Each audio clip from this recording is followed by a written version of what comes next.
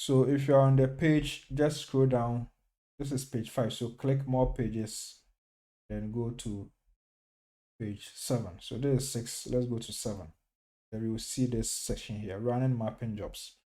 So if you want to map arrays to a reference sequence, then you need to call star, and you also need to indicate some options here. We have some of the options here.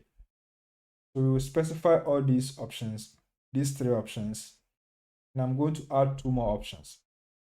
I have run thread n to specify number of threads, genome da to specify the directory which has the index files, and we also have read files in to specify our script files. If you are dealing with single end reads, it's read 1.